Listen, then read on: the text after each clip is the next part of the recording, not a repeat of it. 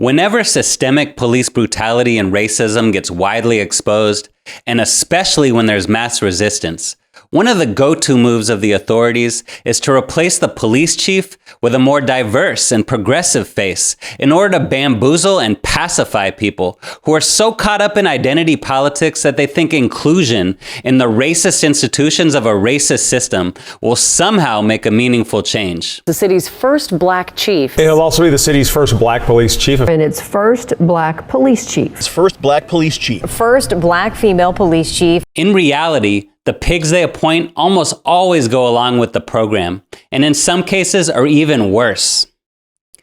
But once in a while, someone slips through who actually takes the idea of reform seriously.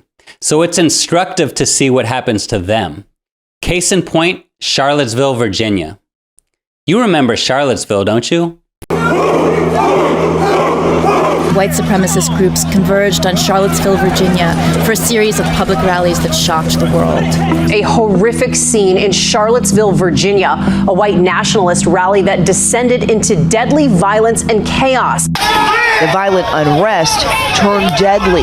Watch as this car plowed down the street straight into a sea of counter-protesters. 32-year-old Heather Heyer was killed during what some are saying was an act of domestic terrorism. When all this was happening, remember where the Charlottesville police were? Standing on the sidelines letting it all happen. As the dust settled and the eyes of the world were on Charlottesville, it came out that this idyllic college town had rampant inequality and discrimination against black people in housing, education, and policing. A city where black people make up 20% of the population, but 80% of the people police stop and frisk.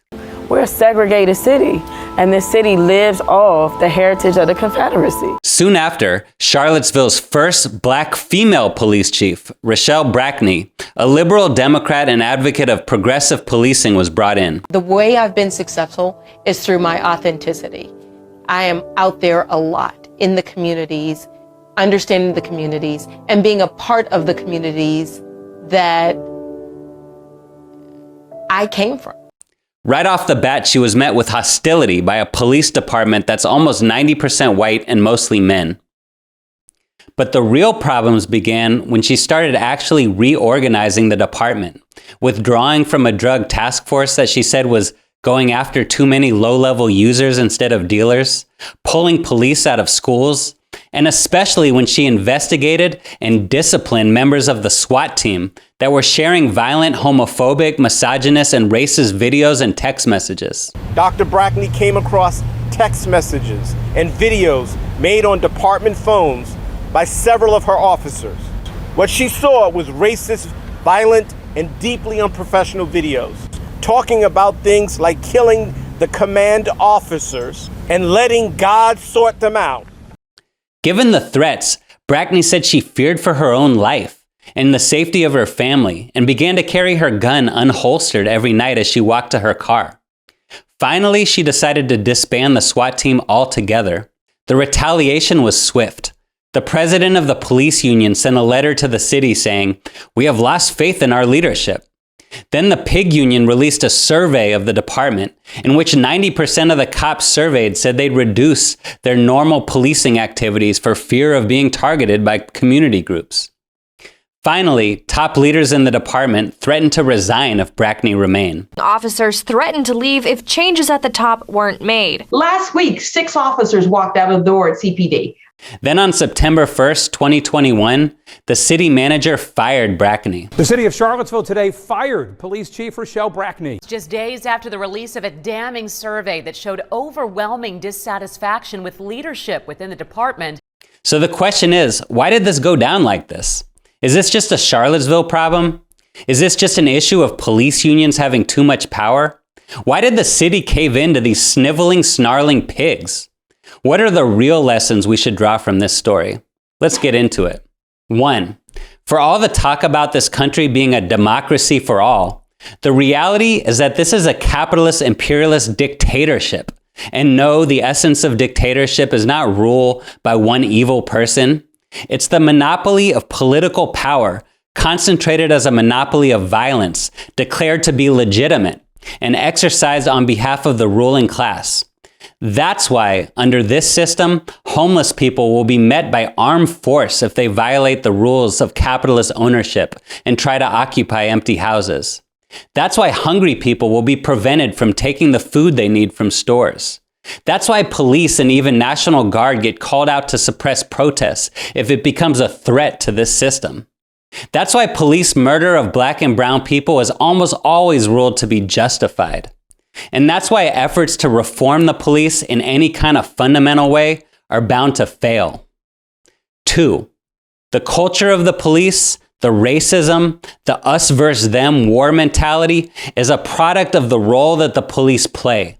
Not to serve and protect the people, as Bob Avakian put it, but to serve and protect the system that rules over the people, to enforce the relations of exploitation and oppression, the conditions of poverty, misery, and degradation into which the system has cast people and is determined to keep people in.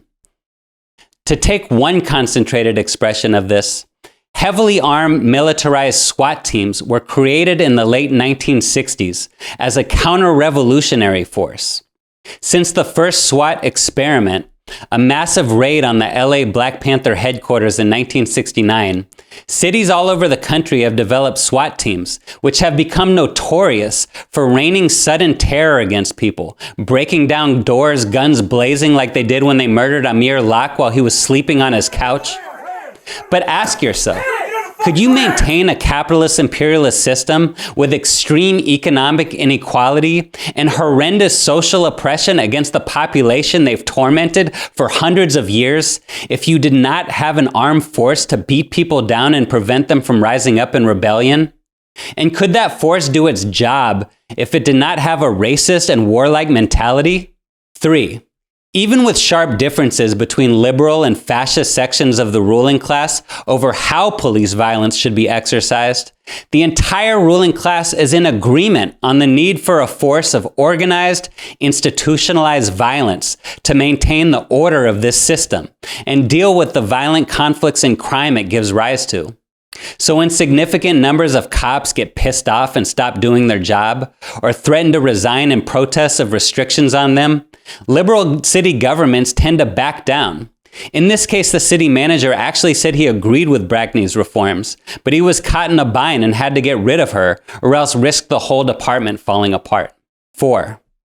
8 years since Ferguson, 5 years since Charlottesville, 2 years since the George Floyd uprising, after all the talk of police reform, the sensitivity trainings, the endless commissions and review boards, the hundreds of bills in state legislatures, all the black mayors and police chiefs, what has changed? Police are killing more people than ever. Enough of the identity politics bullshit. It's time to confront reality. As B.A. put it, to end police terror, you have to end the system that needs police terror. And that means revolution, to overthrow this system of capitalism, imperialism, defeating, disarming, and dismantling its murderous armed forces, and replacing this system with a completely different and much better system. 5. We need a radically different dictatorship, backing up and reinforcing a radically different economic system, where the wealth is used for the common good. A dictatorship of the proletariat, exercised by the masses of people and in their interests, instead of a class of white supremacist capitalist exploiters. In other words, a socialist state power that defends the revolution, protects people's rights, including the right to disagree with the government, that backs people up in struggling to overcome inequality and oppression, rather than beating them down whenever they raise their heads. A state power that aims to get beyond class divisions and get to a communist world where there would no longer be any need for one part of society to dictate to another. A dictatorship like this is not a bad thing. It is a fucking great thing. It means no more U.S. imperialist wars and armies of occupation. And it means no more swaggering, trigger-happy terrorist pigs waging a war on the people. It means revolutionary security forces with a completely different job description and way of relating to people. It means instead of banging your head against a brick wall trying to reform this rotten system, the masses of people would have the power to radically change society in the interests of humanity and the planet. Why should we settle for anything less? some things can be done right away, just like some things will take a lot longer. As soon as this system is brought down and a new revolutionary system is in place, the police will not go out shooting down the youth in the streets. Right then and there, no more. Now that's a fact. And if somebody is crazed and does do it, they will never be in a position to do it ever again. It will not be this whole process of justifiable homicide. And as I've said before, you will still need forces to protect the security of the people in a new society. Everything is not going to change in one instant. But you can have very different kind of forces protecting the security. Look, quiet as it's kept, we've got security in this room. The church is providing security. Other people are providing security. Is anybody here afraid that they're going to be shot down by the people providing security for this event we're having? I hope not, and I believe not. Why? Because they have a whole different orientation, and they're part of a different process. When you get a whole different system, then as I've said before, if you have there are still going to be people who, have mental problems, go crazy, go off, or so. How do you handle that? Let's say we're the people's police going out and you run into a situation like that. Our orientation has to be that we would sooner die ourselves than wantonly kill one of the people, even one, or maybe especially one, who's mentally disturbed. That has to be our orientation. That's right. If you're part of the people's security, that's there to really serve and protect the people, then you put your life on the line, and if you have to, you lay your life down instead of and before you would ever be thinking of brutalizing any of the people. But that is not going to happen under this system. And that's why we got to get rid of this system. And that's why we have to be very serious about the question of, can we have a revolution? And if we can, how do we make that revolution? We have to, look, this is, it's kind of ironic, but, once again, Clyde Young used to say, one of his favorite sayings was, this is serious as a heart attack. And this is very serious. We need humor. We need play, we need joy. But at the same time, that humor, that play, that joy is all part of something that's very, very serious. It is the lives and the future of the masses of people around the world, which is the most precious thing of all to those of us who want and are fighting for a different world. And so we have to proceed in that kind of a way. And that's why I put the emphasis on being scientific, because being scientific just means understanding and working to understand the world the way it really is. It doesn't mean you'll ever understand everything or everything completely correctly. We're always going to make mistakes and have shortcomings, but we have to really strive to understand the world the way it is. And if we do, then we can see where the possibilities actually lie, not because out of wishful thinking, but out of a scientific approach, to know that we actually can have a different kind of world, yes, a different kind of society, and yes, with a different kind of force that really is about protecting and serving the masses of people. Absolutely.